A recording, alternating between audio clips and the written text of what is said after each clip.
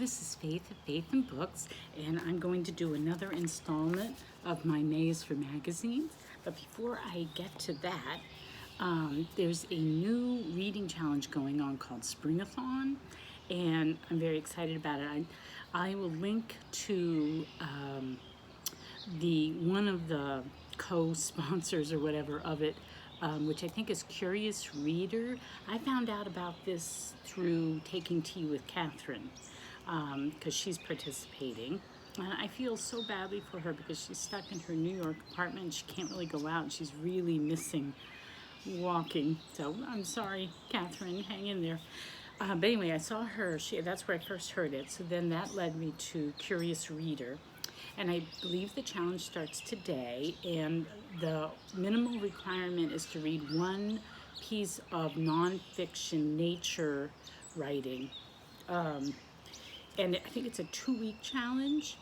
And so I was already going to do Tarka the Otter, which isn't nonfiction, it's fictionalized. But that's definitely a classic of nature writing. And then for the nonfiction portion of it, I think I'm going to just try to just dip into some essays by Wendell Berry. I hauled this book last November or December, The Gift of Good Land. I already started to read something. Or I might dip into this. This was one of my choices on my classic spin this last time. It's supposed to be a classic of nature writing. I may attempt that. I also hauled this book, collection of essays by Michael Pollan, so and I dip into that. And I also hauled this collection of columns by a popular gardening journalist in the UK, and I might read some of those. So I don't know if I'll read a whole book from cover to cover that's nonfiction nature writing, but I'm going to read some. I'm going to read essays and portions of those books. And then mostly I'm going to focus on my Tarka the Otter. But one of the things I got really excited about with this nature challenge is that they're going to have a photo challenge on Instagram. So I am on Instagram. I'm Faith&books on Instagram.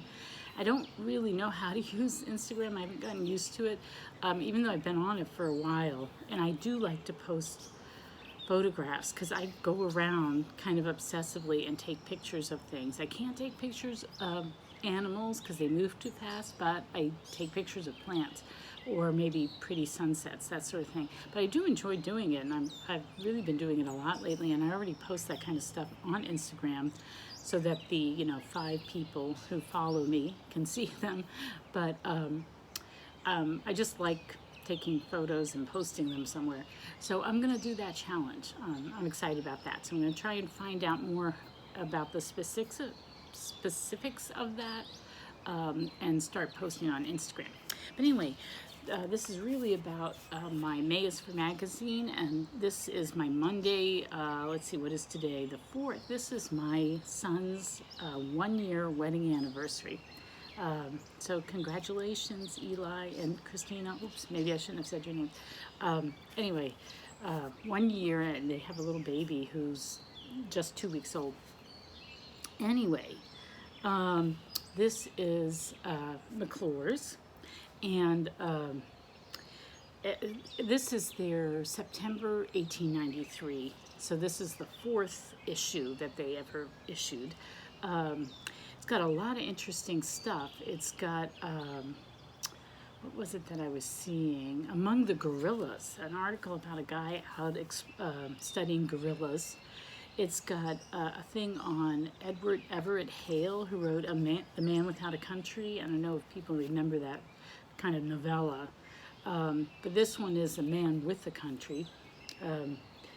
The Human Documents, which is the feature they have of photographs of people at different stages of life. Who else do they have here? Oh, Stanley, writing an African story. So the explorer Stanley, the missionary Stanley. Lots of interesting stuff here, but they have an article here by Ida M. Tarbell, and she's the journalist I'm going to focus on because I hadn't heard about her before. and I'm finding her fascinating. I went down a rabbit hole yesterday reading about her. There's a very extensive Wikipedia article about her that I read. And then I read this article that she wrote, Pasteur at Home. It's all about Louis Pasteur. And let me show you the article here. Really interesting, very favorable. Very much impressed with him and his work at the Pasteur Institute, where they study, infectious diseases.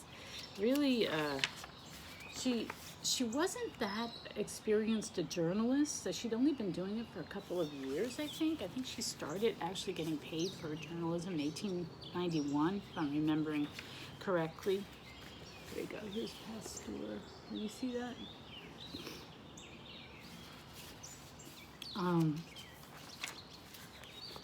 So she was born in Pennsylvania in what would become the oil fields. And she was very poor as a child, but then her father started a small independent oil company, which got taken over, I think I'm getting this right, by Standard Oil. So she, much later, this is 1893, but much later, in 1902, she wrote this in-depth expose of Standard Oil, which led to all sorts of reforms under Teddy Roosevelt. Let's see. So she was a really interesting person. She went to Allegheny College and studied biology. She was really into, microscopes, using microscopes and studying biology. And I think she even got a master's in it. And then she became a teacher, but she burned out just after a couple of years. She burned out from teaching, and she went home, I guess was looking for a job, and somebody who did, this was really strange to me, home study. So they had these correspondence courses for people who wanted to study at home. As a former homeschooler, that was really interesting. So she got a job there writing curriculum and writing for their newsletter. And that's when she first started to write articles. And then she started to write and sell articles to various newspapers. And then when she was in, I forget now when it was, 1891 or whatever, she and some friends moved to Paris, and they lived in Paris, and they were writing for various newspapers. And that's when McClure, I forget his first name, just sort of showed up at her doorstep. He had read an article she'd written, and he asked her to be an editor of his new magazine. She wound up not becoming an editor, but she became a reporter at large, and she was stationed in Paris. And that's when she wrote this on Pasteur, because she was in Paris and she could go visit him at the Pasteur Institute. And she also wrote other sketches, life sketches, like of Alexandre Dumas was another one. And she was writing a book on a woman named Madame Roland, who was instrumental in the revolution. She started out really admiring her, and then she, I'm getting all this from Wikipedia, but she wound up becoming disillusioned because Madame Roland was for the reign of terror. She thought violence could be used to a good end. Anyway, Ida Tarbell is really, really interesting, and one thing I found interesting about her is how conflicted she was about some things. For instance, she heard, I think this is before she even went to Paris, she read an article where someone said that women didn't invent things, and that at the patent office there were only 300 patents by women. And she did not believe this, so she actually traveled to Washington, D.C. and researched it, and found that there were over 3,000 patents by women. So I really like that about her. She just wasn't going to take, she was going to look into it herself and see what was true. And she was very, even though she was a woman, she never married, she was a career woman all her life, and she became quite prestigious. Just a real force in our culture and society. She wound up buying a farm in Connecticut and just moving all her family there. And she was friends with Mark Twain, so he lived in Connecticut nearby, and she would go visit him or he would come visit her. So she really made it big. And yet at the same time, she was really conflicted with the suffragists. Oh my gosh, I can't talk. Because, she was inspired by them, but she was also repelled by them because she felt like they were anti-men, and she didn't want to be a man-hater. So when it got really acrimonious, right before women got the right to vote, she sort of alienated herself from the suffragists. But then afterwards, after the right to vote was won, she sort of reconciled herself to it.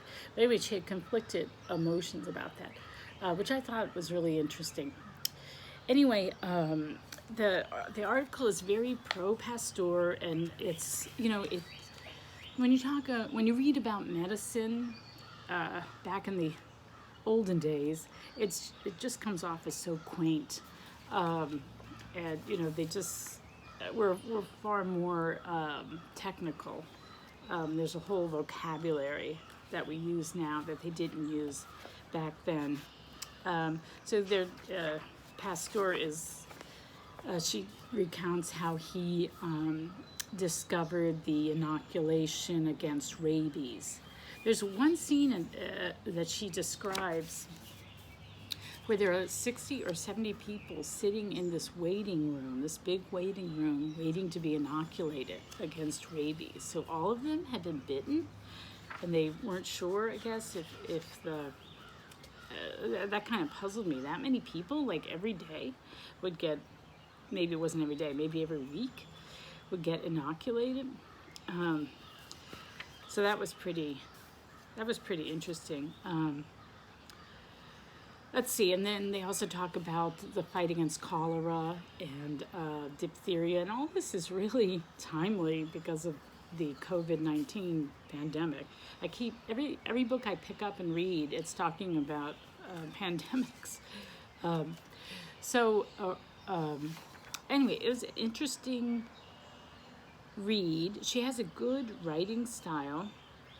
And this is earlier in her career, and I'm gonna, one of the interesting things is following her and seeing how her style develops. I think that will be an interesting thing to track.